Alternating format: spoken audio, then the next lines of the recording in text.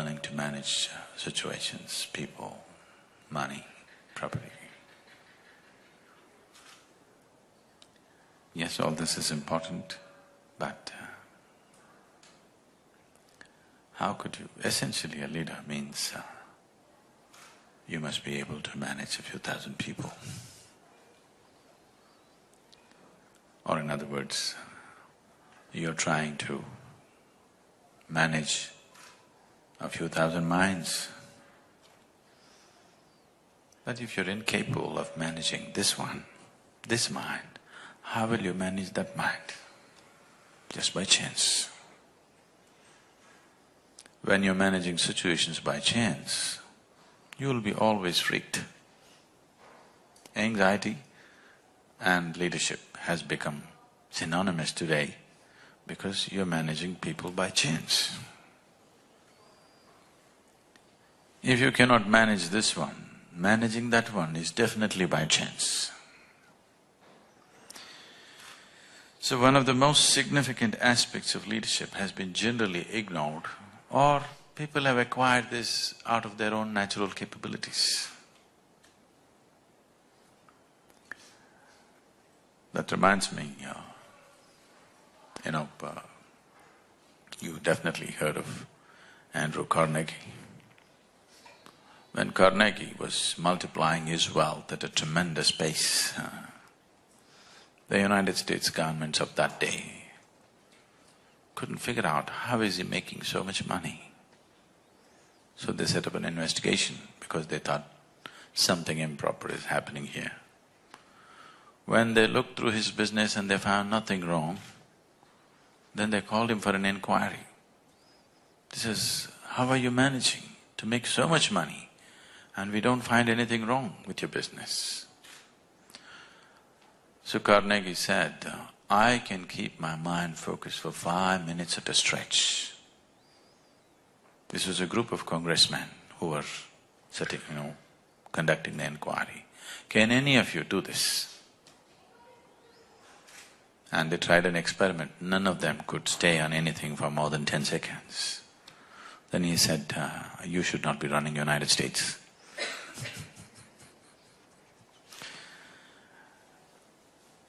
Because if you do not know how to manage this one, managing the rest is always going to be accidental. When you do things accidentally, being anxious is very natural. And today we have enough medical evidence to prove that if you're not in a very pleasant state of mind, then your body and your mind will never function at its optimal level. There is substantial medical evidence towards this. Only when you're very peaceful and blissful, your body and your mind works at its best. And your success in this world is just this. To what extent can you harness the capabilities of this physical body and this mind? That's all success is. It doesn't matter what is the nature of your activity, that's all it is. Is it so? And the most fundamental and the basic requirement to make your body and mind work properly, sensibly, in the highest possible way is that if you sit here, you must be in a state of pleasantness within you. If I ask you the simple question, how many of you in these many years of living have had a 24-hour stretch, that is one single full day, where you did not have a single moment of irritation, agitation, anger, anxiety, stress, nothing. You just passed through it blissfully. How many? Very few people can say yes to this. Not just here, in the whole world, unfortunately. In all these years of living, not even a single day happened the way you want it. Not outside, within yourself. If your body and your mind took instructions from you, how would you keep it? Pleasant or unpleasant? Let me know your choices. How would you keep it? For yourself I'm saying, I'm not talking about your neighbor. You may have other intentions for him, but for this one, pleasantness, isn't it so? Yes or no? So if 124 hours did not pass in utter pleasantness, obviously your body and your mind are not taking instructions from you. Any instrument is truly useful to you only if it takes instructions from you, isn't it? Right now I'm using this microphone, this public address, it's very useful to me because it's amplifying whatever I say. Suppose it starts saying its own things, I better not be here, isn't it? Yes? Your mind and your body should do what you want it to do. And if it is doing what you want it to do, I'm 100% sure you will keep yourself in utmost blissfulness. Can I trust you on this? Can I trust you on this one thing? That if your mind was taking instructions from you, you would keep yourself blissful every moment of your life. If that's not happening, obviously it's not taking instructions. And there is enough scientific evidence to prove today that only when you're blissful, your mind and body does their best. I would say most human beings are functioning at 15 to 20% of their natural capabilities. If they could sit here in a sustained levels of pleasantness, you would see for 1 week, if you simply sit here, simply blissful, in 1 week you would be 100 or 200% more intelligent and sharp than the way you are right now. I'll assure you this, I can prove this to you, if you give me that 1 week. 1 week, you just stay simply pleasant and wonderful. I think these days you're trying to do that by taking a vacation, isn't it? Yes? Have you noticed? You went out and you had a good time and you were pleasant and you came back, you seem to function so much better. But if vacation is the only pleasant time in our life, obviously we're not going to be very productive, isn't it? If we do not know how to make our work hours very pleasant, we obviously not going to be very pleasant or very productive in our lives. So as there is a science and technology to create external well-being, there is a whole science and technology to create inner well-being. This is what we are offering as inner engineering. This could be offered in a million different ways. It is just that as we have paid so much attention to learn our way through the world, we need to spend a little bit of time to find a way through this one. The better you know this mechanism, the better you can use it, that's for sure, isn't it? That's true with anything. Whether you're using a computer or a cell phone or a car, the more you know about it, the better you can use it, isn't it so? So definitely that's true with this one too. The more you know about this, the better you can use it. But how much time have we spent with this? When I say this, I'm not talking about you going and reading a book on psychology or on your physiology, no. What you call as my body and what you call as my mind, both these things you acquired over a period of time. When you were born, you came with such a small body, isn't it? Slowly you accumulated this. What you accumulate can be yours, can never be you. Yes? I'm not disputing whether it's yours or not for now. But what you accumulate can be yours. Can it be you? Whatever you accumulate can be yours, but can never become you, isn't it? If you start thinking yourself to be something other than what you really are, there are bad medical terms for this, I will not go into that. 2 cows were grazing upon an English meadow. They were English cows. And one of the cows said, "What is your opinion on the mad cow disease?" The other said, "I don't care a hoot,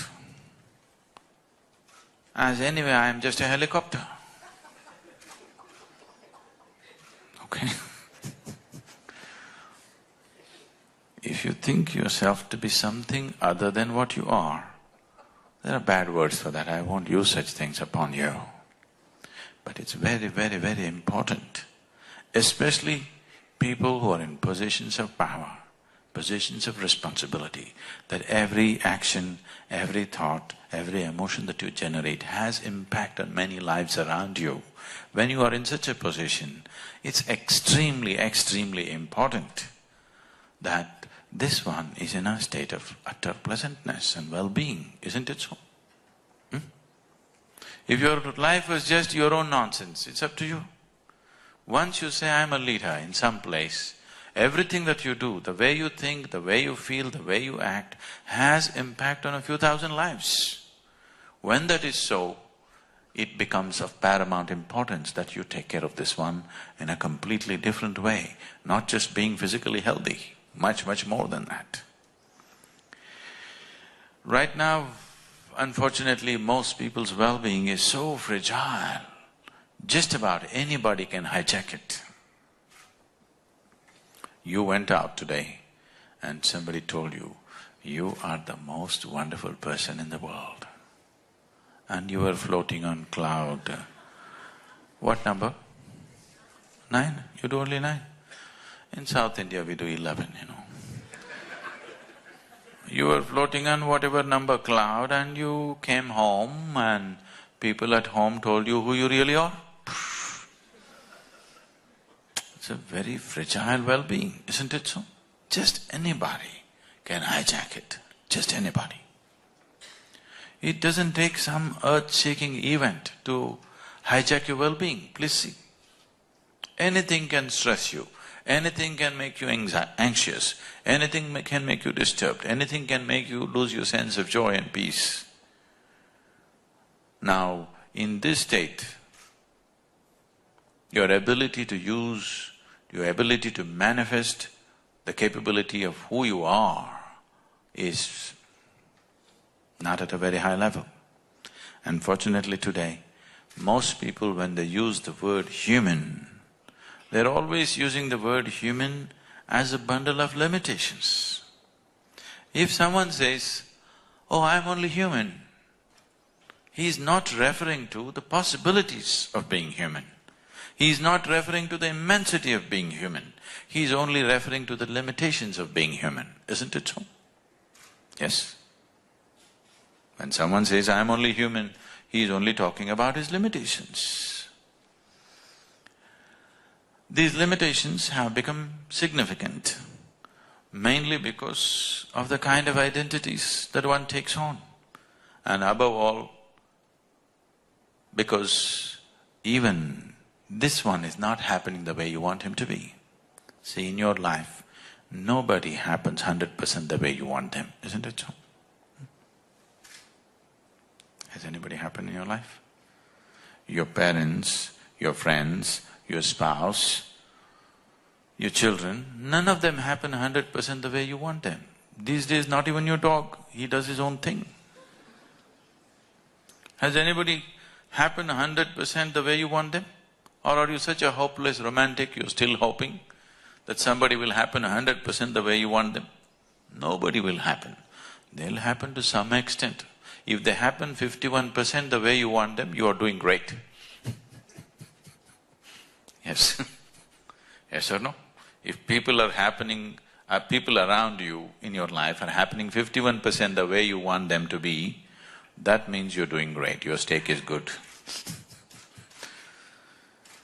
So nobody happens the way you want them to be. It doesn't matter, that's not the real problem. The problem is this one is not happening the way you want him to be. Nobody happens, it's okay. This one person must happen the way you want him to be, isn't it so? Yes? If this one doesn't happen, it's a lost case. If this one did happen the way you want him, I am sure you would keep him in the highest level of pleasantness and well-being. And that is a sure way of ensuring that who you are finds full expression in your life. Then when you say, I'm human, you will refer to the immensity of being human, not to the limitations of being human.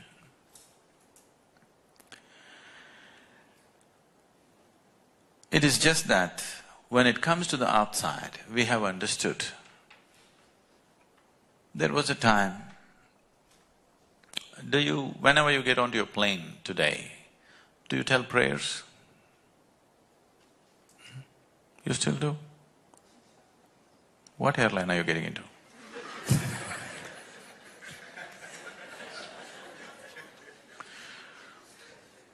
Not anymore, isn't it?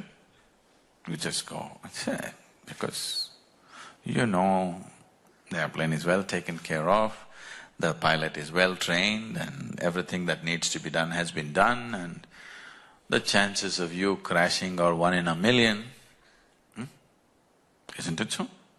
The chances of you getting killed crossing a street is much more than crashing your plane. So, no, you just go and sit, nobody thinks of God. There was a time if people had to get into an airplane, they would pray 10 times before they got in because they were not sure whether they're going to land or not. Technology, isn't it so? Yes or no? Technology. So right now your trust in technology has way outstripped your trust in God. Please say this. Yes or no? Yes or no? Is anybody still trying the carpet? No. Somebody was just asking me now, I said, right now I flew on a silk carpet and came from India, you know? It's funny why they named an airplane Silk.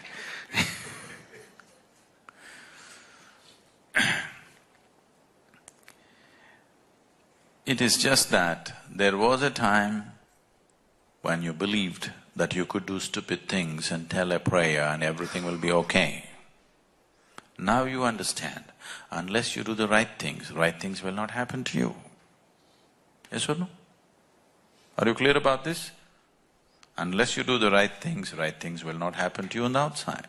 Why is that not true with inside? Unless you do the right things will not happen to you. It's as simple as that. If right things are not happening to you, obviously you're not doing the right things. So there is a whole technology as to how to conduct the interiority. And fortunately, we have tried to ignore that and try to live. So wherever we have done the right things, those things have worked for us. Whatever things we have not handled well is not working for us, isn't it? Yes or no? Isn't that so? So, if your interiority is a turmoil, when I say a turmoil, not always that you're continuously freaked out about something.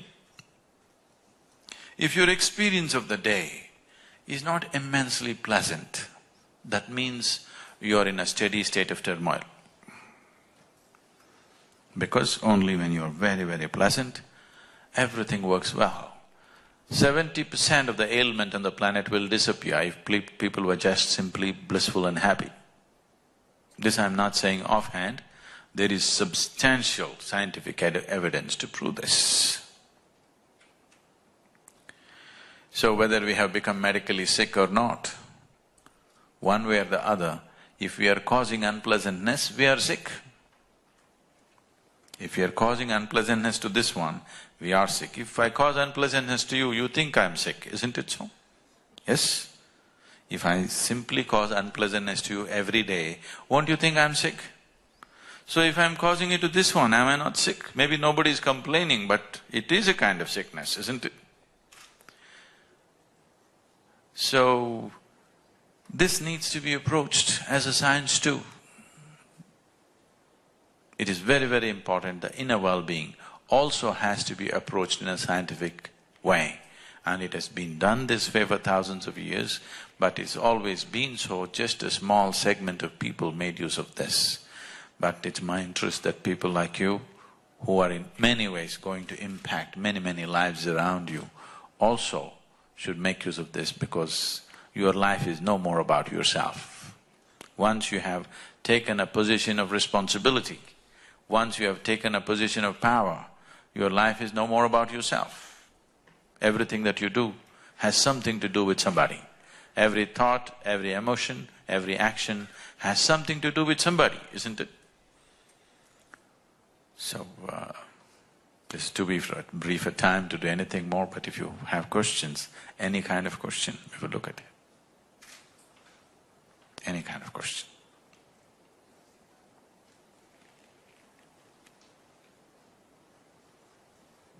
Hello, I'm JP Melosh. I'm an MPA student at the Lee Kuan Yew School of Public Policy.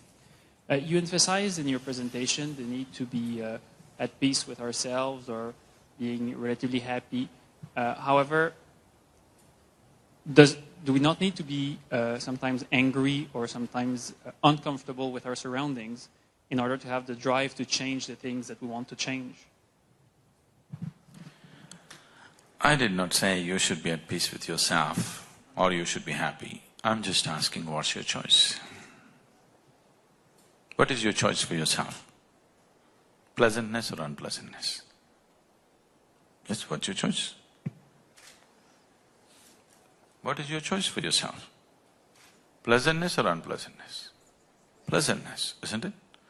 So that is not my choice. If you like unpleasantness, do it. I have no problem.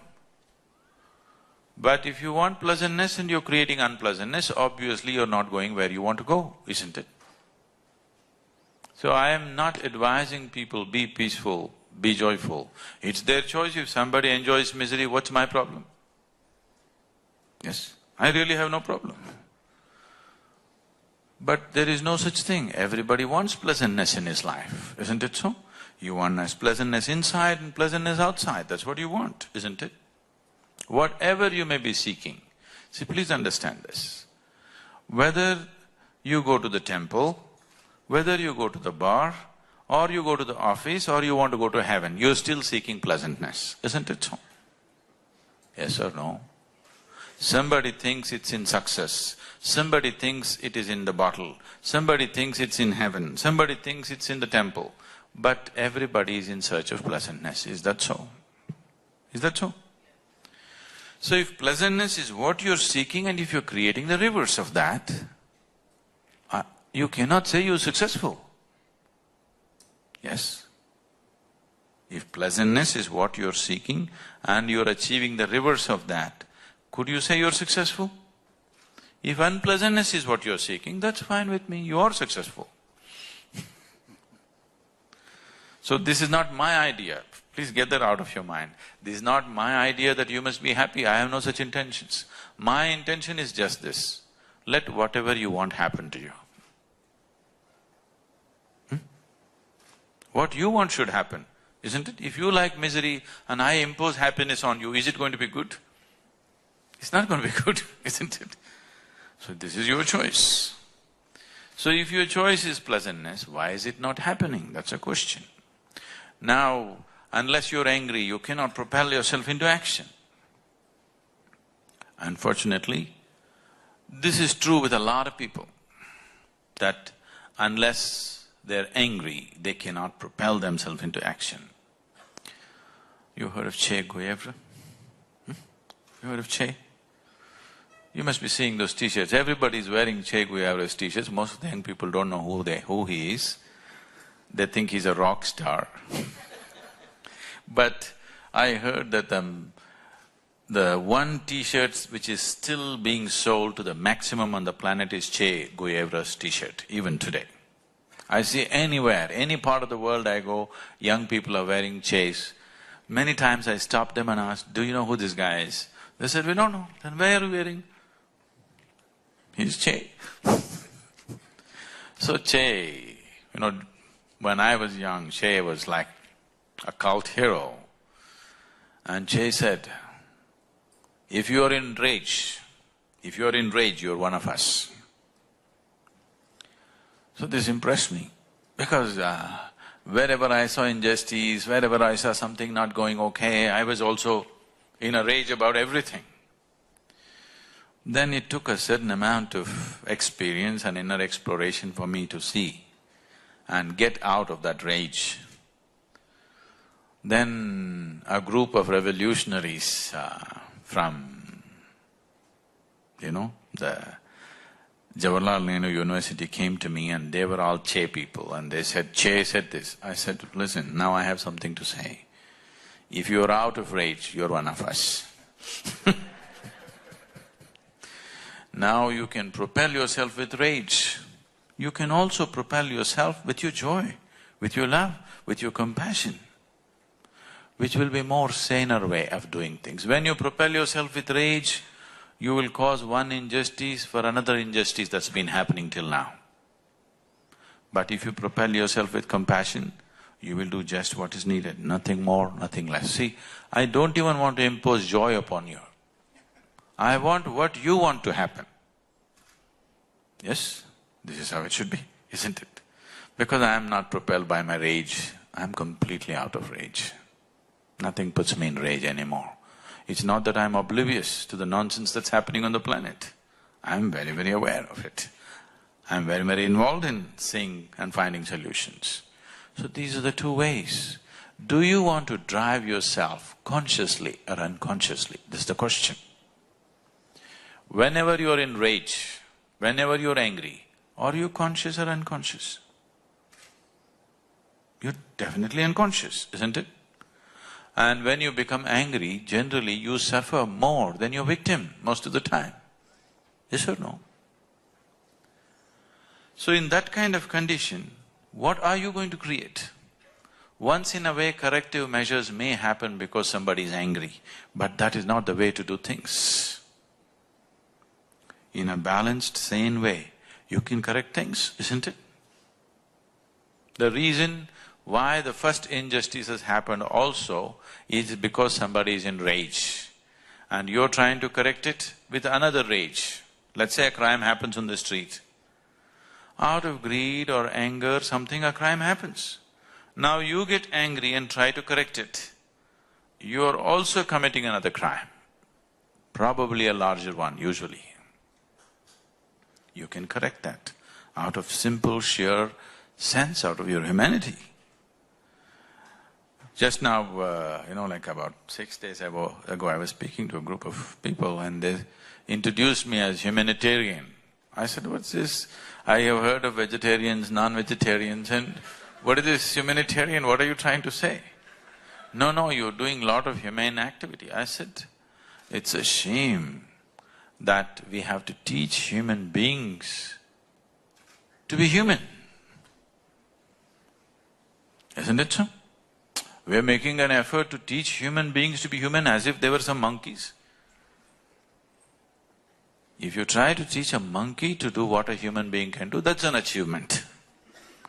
You teach a human being to be like a human being, this is not an achievement. But right now in this world it looks that way because lot of people have taken on different positions.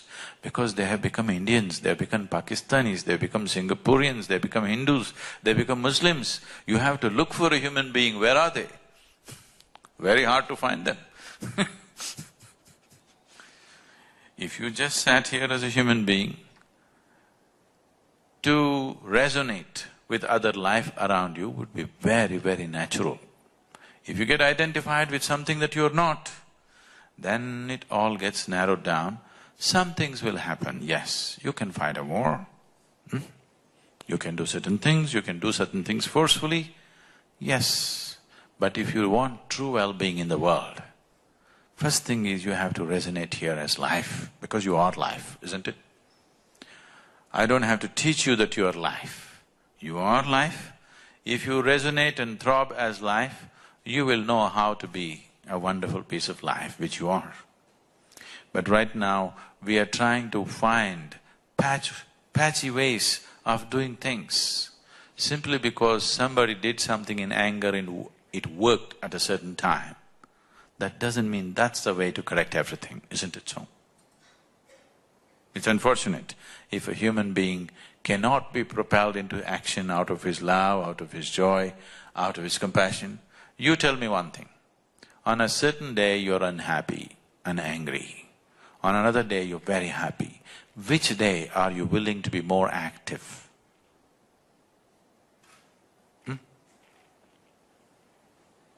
When you're joyful, you're ready for endless amount of activity, isn't it so?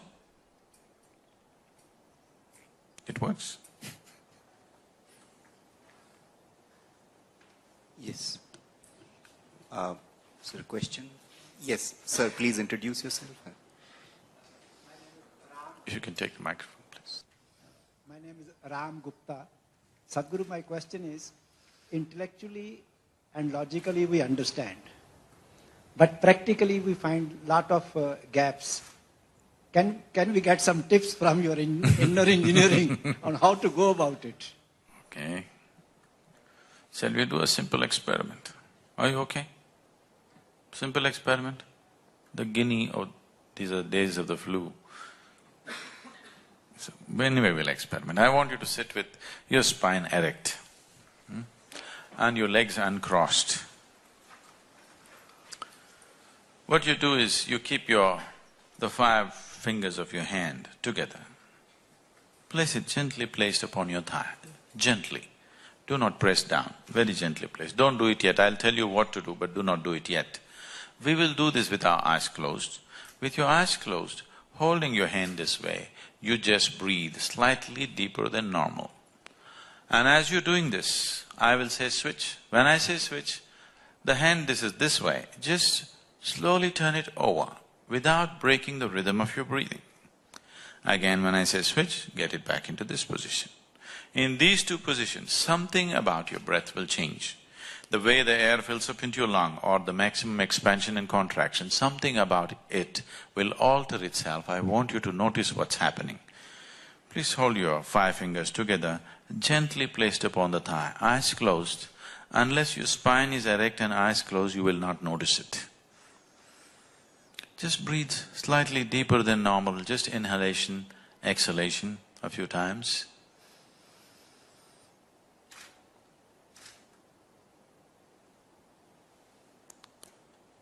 Switch.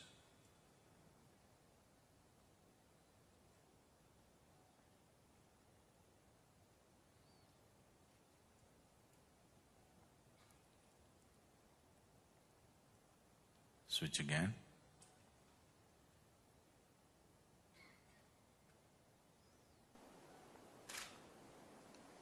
Please open your eyes. Do you notice some change in your breath? Can someone say what? When it's this way, where is the maximum expansion? Could you notice that? Where is this? Deeper in one of them. Okay. What's happening, I will tell you. Just do 1 breath and you will notice this. When you hold the palm facing down, the maximum expansion and contraction is in the lower lobe of the lung, so you notice it in the diaphragm region. If you turn this around, it is shifting to the middle lobe of the lung, so you notice it higher up in the chest. Just take 1 breath and see, you will notice this.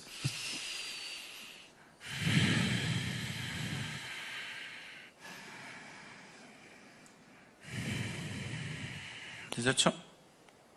Just turning your hand over, the very way you breathe is altering itself. This is not just about the breath. The very fundamental life energies in the system are altering itself just because you turn your hand over. How many times in a day, unconsciously, are you… Now you keep on doing this, now you're setting your energies into your turmoil and hoping to be peaceful. Life doesn't work like that. This is like you got into your car, you don't know what these 2 pedals are. You just kick any one of them whenever you feel like it. You know what a jerky driver you will be? Right now your well-being is very jerky, please see this. It is not that you do not know peace. It is not that you do not know joy. It is not that you do not know blissfulness. The problem is it's not sustainable, isn't it? Isn't it so? This is like… Are you okay for a joke? You… very serious question, but… On a certain day, this happened in Michigan. An old-timer decided to go ice fishing.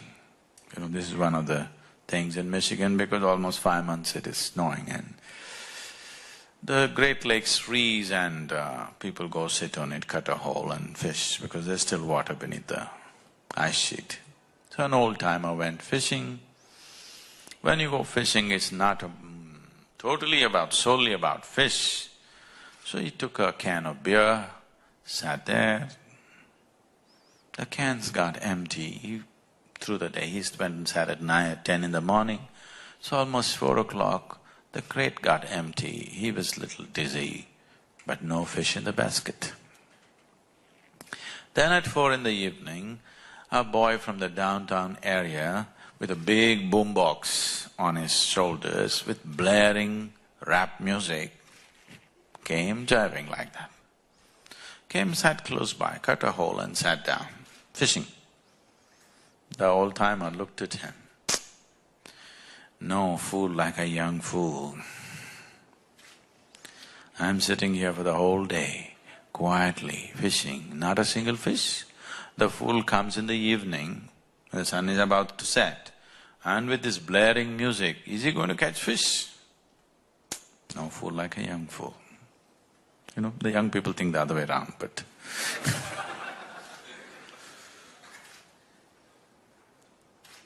then, within 10 minutes, to his amazement, the boy caught a big trout.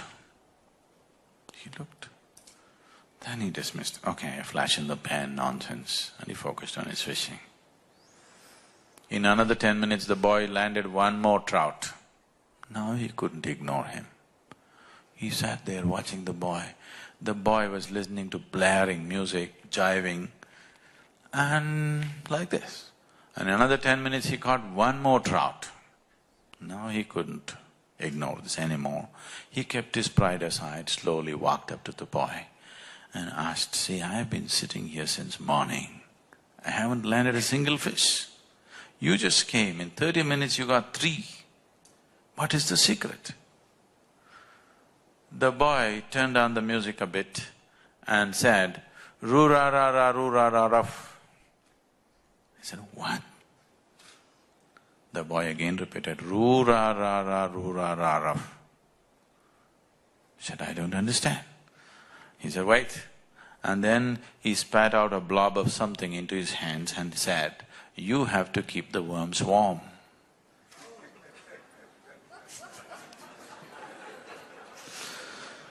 Unless you do the right things will not happen to you.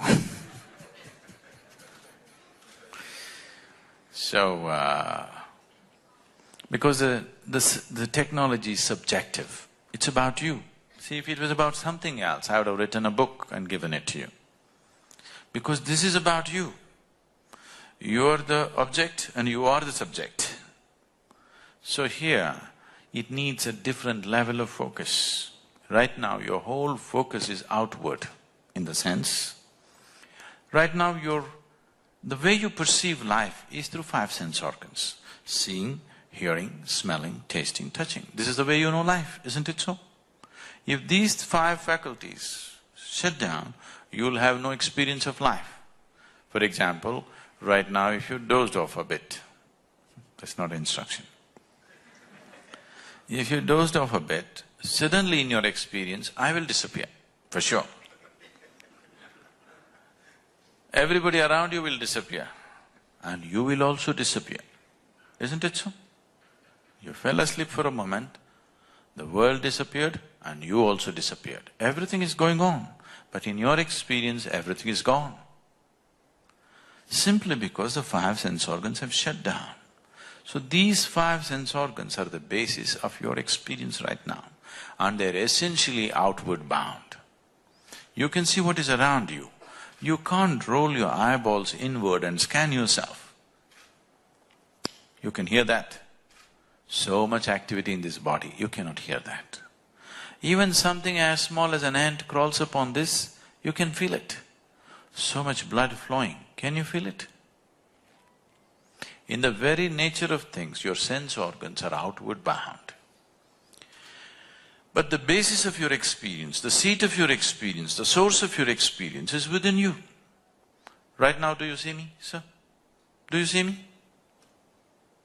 Where am I? Tell me. You must point it out. Where am I? You got it wrong. You know I'm a mystic. See, right now this light is falling upon me, reflecting, going through your lenses, inverted image in the retina. Don't you know the whole story? Where do you see me right now? Where do you see me? Within you, isn't it? Where do you hear me right now? Within you. Where have you seen the whole world? Within you. Have you ever experienced anything outside of yourself? The light and darkness has happened within you. Your joy and misery has happened within you. Your agony and ecstasy can only happen within you. You have never experienced anything outside of yourself. Your pain and pleasure has happened within you, isn't it so? So your whole experience is within, but your five sense organs are outward bound. So, if you have to turn this inward a little bit, if you have to have an inner faculty to focus on the inward nature of who you are, it takes a different level of focus. Everything, these five sense organs are very essential for your survival, so they get turned on when you're born. But if you want to do anything beyond survival, it takes a little bit of striving, otherwise it will not come to you, isn't it? Anything beyond survival, it takes a bit of striving, otherwise it won't happen. So this inner striving has not happened, that's all. I would say, if you are willing to give 28 to 30 hours of focused time, we can turn on a different level of perception which is very inward. That's all it takes. 28 to 30 hours of committed focused time. We usually format this in 3 days, 4 days according to people's convenience, but essentially that's how much time it takes for you to have a simple mechanism to activate a perception which is not outward, which is inward. Once you know what is happening within you, once you're conscious of how it is functioning within you, I'm sure you will create pleasantness for yourself. I trust you on that. I'm Murad, studying here at LKY School of Public Policy. I was just wondering about one concept that you mentioned, that the body and mind get accumulated over time and they are acquired. So they are essentially different from who we are. And I wanted sort of this to compare with the saying of Descartes that said that cogito ergo sum, meaning I think, therefore I am, which is a human being is a thinker as and such. And I was wondering how the mind would be different from who we are. And you also said that we are life. Could you cast some light upon that? Thank you. See, Descartes said, I think so, I am or I exist. I'm asking you, okay? From your own intelligence, you tell me. Is it because you exist, you can think, or because you can think, you exist? Please tell me, what is true for you? Because you exist, you can think, or because you think you exist? Huh? Because you exist, you can think, isn't it so? Right now your thought process has become so compulsive. It's a mental diarrhea. It's on all the time. So you think it's a non-stop thing, it is not so. If I sit in one place, if I shut myself up and sit, 4 days, 5 days, I don't have a single thought in my mind. Because thought is an activity, isn't it? Any activity, if you wish, it must happen. If you do not wish, it should not happen, isn't it so? If you're in a compulsive state of activity and you think that's your nature, that's a sad thing. Descartes is a poor man. I know, famous, what to do. Now, it is not that I said so. See, don't accuse me of such things. I did not say this. You tell me, when you were born, were you of the same size as you are right now? No. Slowly you gathered this. What you call as my body is actually just a heap of food that you've eaten, isn't it so? not a pleasant way to describe you, but it is just a heap of food that you've eaten or a piece of this planet, isn't it? Yes or no? Your body is an accumulation, is that so? Is that so? The content of your mind is also an accumulation, is that so?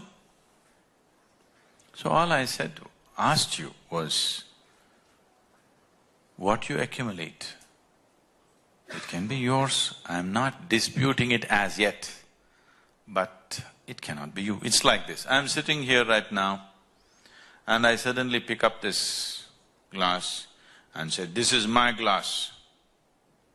Then you'll think, okay, Sadhguru has a problem, but it's okay, let's listen. People say he is wise, let's listen. After some time, I said, this is me.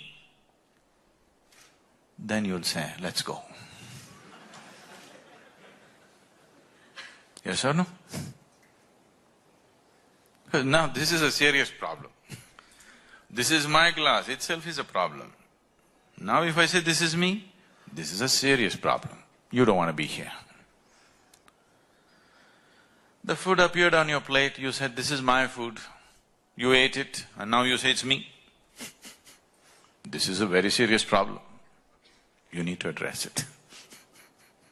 I didn't create this problem. You've been living with this problem for a long time. I feel it's time you resolve this. If you don't resolve this one problem, you're an endless problem. If you resolve this one problem, there is no other problem in life. There is only one problem in life, that's you. If you solve this, then there is no other problem, just situations. Some we can handle, some we cannot handle, that's all.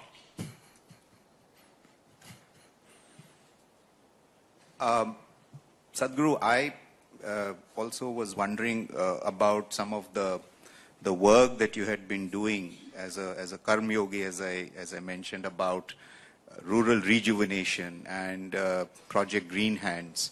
And I think in the LKY school we were very interested in knowing what motivated you to get into that, and if you could just tell us particularly, like, why did you think about reforestation as an activity that you wanted to take up? In the year 1998, some experts from United Nations came to South India and they made a study and they declared by 2025, Tamil Nadu, which is the state where I come from, they said 60% of Tamil Nadu will be a desert by 2025. I don't like these predictions. I don't like any kind of predictions because a prediction means you are not valuing the human beings who live there. If I tell you this is what you will be after 10 years, that means I don't value the potential of who you are, isn't it? Based on present figures and statistics, I'm making a projection. You are not valuing what is beating in people's hearts, what is churning up in people's minds, you're not thinking about that. So this is a land, Tamil Nadu is a place, South India is a place where there are many farmers who take 4 crops in a year from the same land, nowhere else on the planet. You know, wherever I go, any part of the world I travel in, first thing I look at is what is their agriculture. They told me you have none here, but that's a smart thing. So first thing I see is how do they make their food, because that is essentially what's going to, long term, that's all that really matters. How do people make their food is a very important aspect. So, Tamil farmers have been taking 4 crops in a year, nowhere else on the planet, such a thing.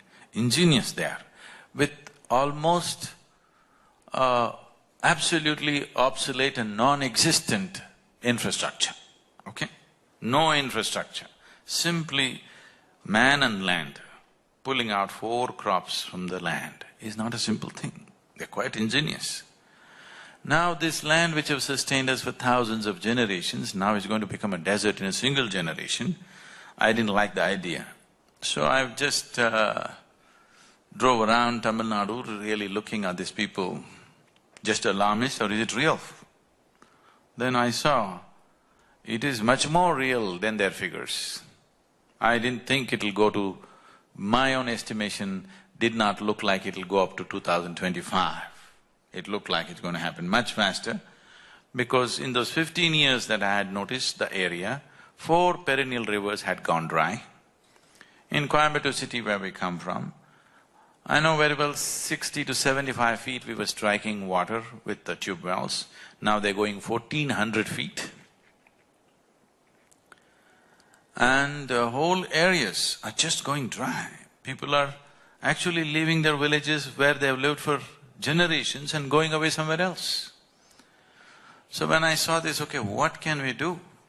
Changing government policies, reversing global warming, all these things are not in our hands right now because it depends on so many aspects.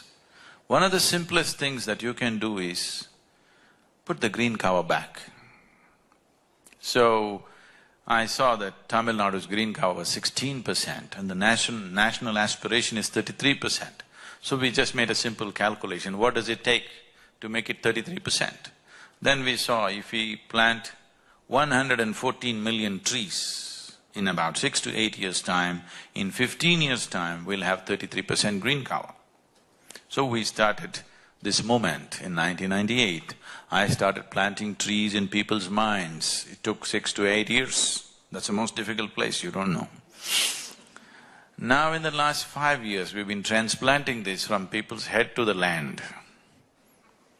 Okay? We planted little over 14 million trees in the last 4.5 years. And Tamil Nadu is the only place in the whole of Asia in the last 30 years where the green cover actually has gone up. So official figures are today, this January, the government announced that the green cover has gone up by 4.2% in 5 years' time. That's what the people did. All it took was just people's movement. No great investments, no great infrastructure, nothing, just people's movement. We convinced the farmers to plant 10% of their land into trees, fruit trees, any kind of tree. Just doing this much has happened. So another 100 million trees, people think it's big numbers. These are not big numbers. When I said 114 million trees, they said, oh, this is impossible, how can anybody do this? Then I asked them, actually I don't come from Tamil Nadu, I come from Karnataka. So I asked them, how many people are you? They said, we are 4 people in the house, 1 is on the way, something like this. I said, that's not it. How many Tamils are you? How many Tamil people? They said, we are about 60 million people. I said, 60 million people. All of you plant 1 tree today. Take care of it for 2 years and plant 1 more. You have 114 million trees going. Much more than that. This is all it takes. Even a beggar on the street can plant 1 tree, he'll have an office for himself. He'll have an office building growing for himself in the next few years if he plants a tree, isn't it? That's a kind of very grassroots level movement we started, and now it's picked up into huge momentum, huge. We have over 1400 nurseries now running in Tamil Nadu, generating millions of saplings, school children, all kinds of people. Most people you never thought would be involved in ecological movement, that kind of people. Now slowly the bigger guns are slowly beginning to move in the end. So this is not… for me this is not ecology. For me, my interest is just life. I'm not interested in ecology, I'm not interested in economy, I'm not interested in any damn thing. I'm only interested in life. Are you? And all these things are needed to make life happen. And I don't see how… when I was at the Economic Forum this January at Davos, somebody came and said, oh, you are that amazing tree planter? This man is a professor in the Harvard University. I said, no, I am not a tree planter.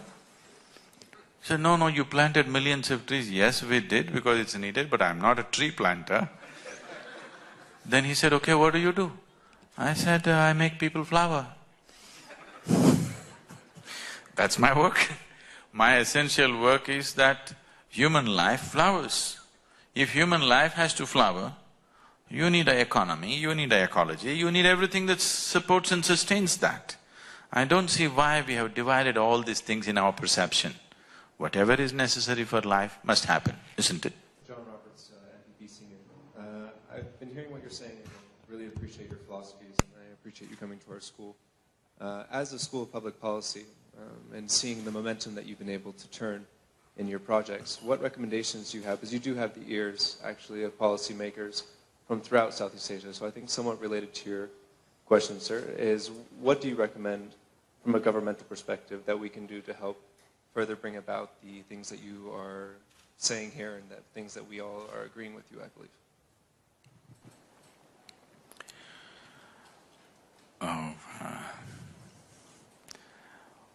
When we say governance, we need to understand that a government generally is not designed to run the nation in its entirety. It's the people who have to run the nation. Always it's been so.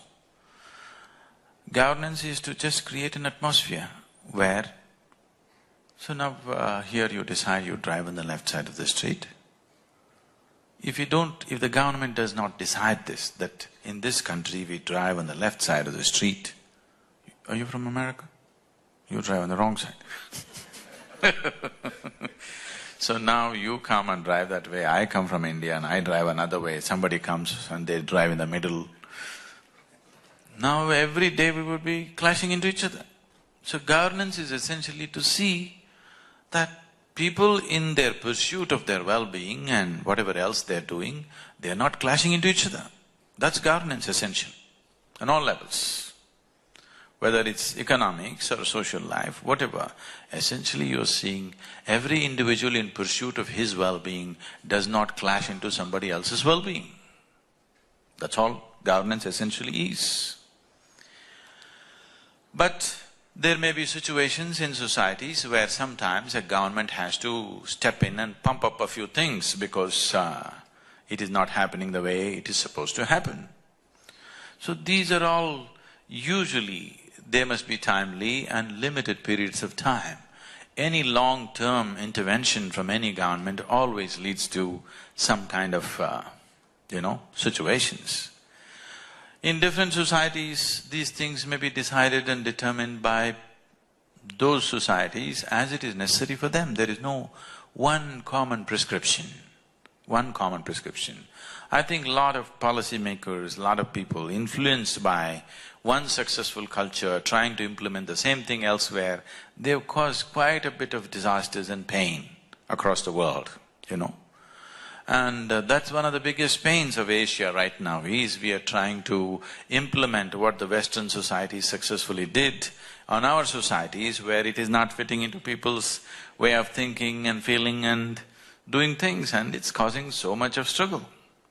Not because it's right or wrong, it is just a question of what works for us here. So, as policy makers, the main policy is just this, human well-being is the policy, isn't it? That's all the policy is. All other policies should be around that. There's a single policy for any government, it must be the well-being of the citizens of that nation. Rest of the policy is only incidental and it could be changing every other day. As long as we keep the basic well-being of the citizens as the main policy, other policies can keep on changing as situations change. But unfortunately, we get identified with policies and systems and ideologies and we forget all this nonsense we created only for human well-being, isn't it? So there is only one policy, actually, human well-being, well-being of the life on this planet. That is the only policy. To fulfill that one policy, we may have to continuously evolve what we are doing. Coming to thinking out of box and for Asia and the current meltdown, there are a variety of people from various parts of the world, but let me say this. I'm not saying this with any kind of identity from a nation or a region, but one thing is clear, that a few hundred years ago, or for example, About 250 years ago, Asia was the most vibrant economic and social situation on the planet. That's why every European ship, risking their life, they wanted to come to India because it was the most vibrant economy on the planet. For whatever reasons, for multiple reasons, these things change. And it went down and almost 12, 15 generations of very abject poverty happened, and various structures and strengths of the society diminished over a period of time. All these things have happened. Once again, they're trying to rejuvenate that, but there are many, many missing links in that. We have to work on many things which unfortunately our policymakers are still grappling with. It's not that there is lack of understanding, but there's lack of implementation for various reasons. But now the current meltdown, if you ask me, I don't know, none of you are going to like this, it's a very good thing. For me, it's a very good thing, because the kind of economic structures we have created are simply unrealistic. Simply unrealistic. If you go at this pace, see right now for example, if you take American economy as the ideal, because that's the richest society on the planet, if you take that as the standard, and if you provide that for 7 billion people on this planet, I think we just have another 30, 40 years for extinction. Yes? Am I exaggerating? Am I exaggerating? There's only one man. So, somewhere we have to reinvent the way to run an economy, that it's not self-destructive in the process of creating prosperity. Prosperity at what cost is something we have to look at. So one thing is definitely to relook at the very idea of what is development. We really have to look at this. The very idea of prosperity is something we have to look at. Prosperity does not necessarily mean simply more and more, okay? Because there is no more and more. There is only this much. There is only one planet to live on. I know the ladies are planning to export the men to Mars and wherever else, but there's actually right now only one planet. There is no endless more, there is only that much. How? To generate well-being for everybody within this, we have to completely rethink our ideas of well-being, our ideas of prosperity, our ideas of success in the world. I think meltdown has brought that kind of thought process in the world to some extent. But once again, they're all getting hyped up because the share markets are moving up.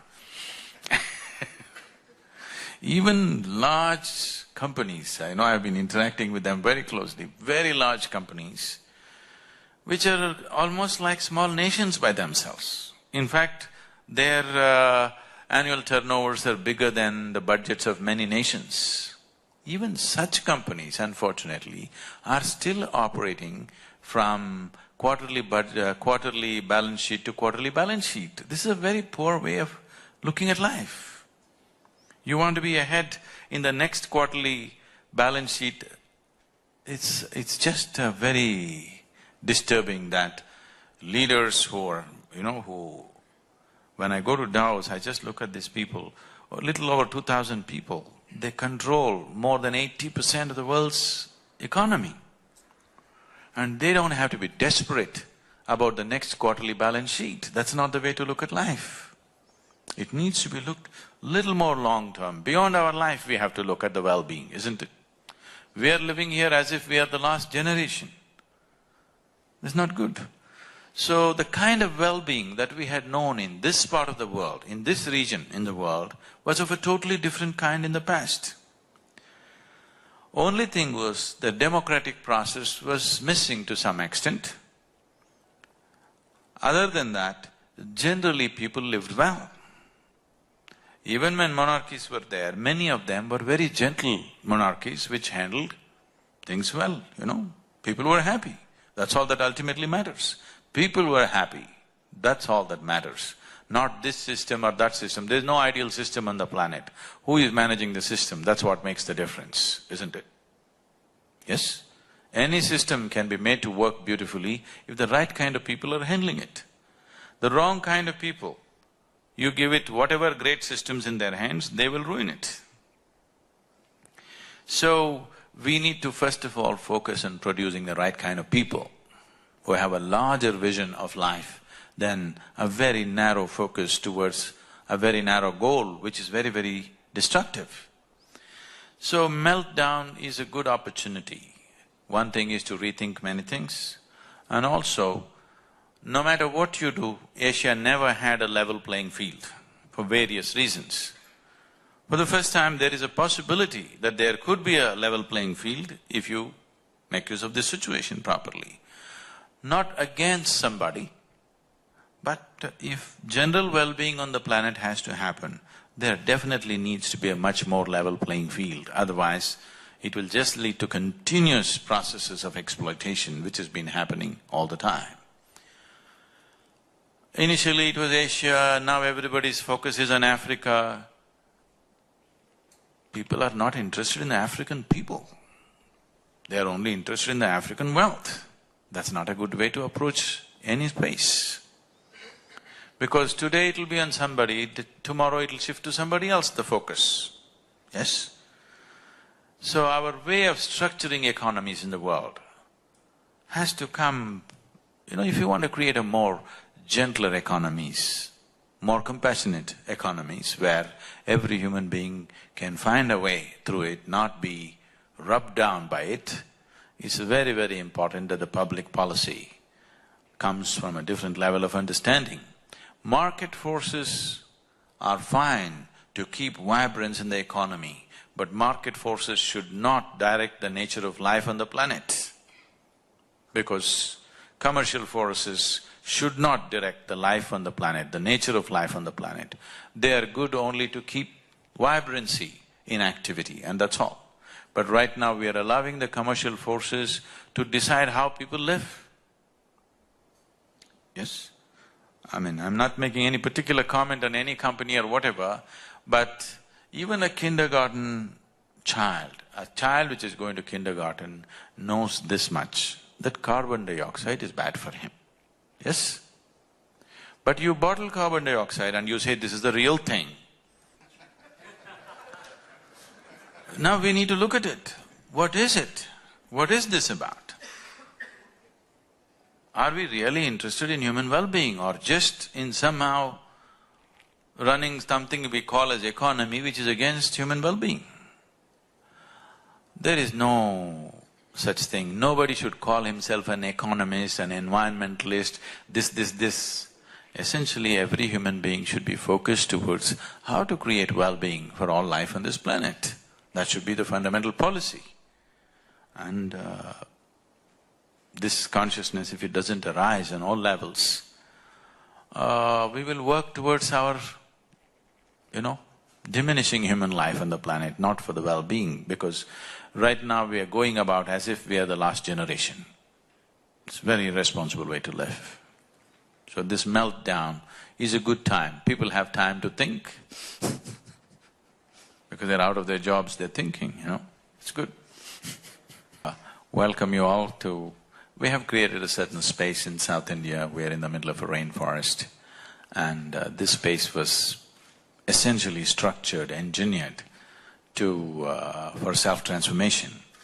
This is a very carefully crafted place just for this purpose, and we are open 7 days of the week and 365 days.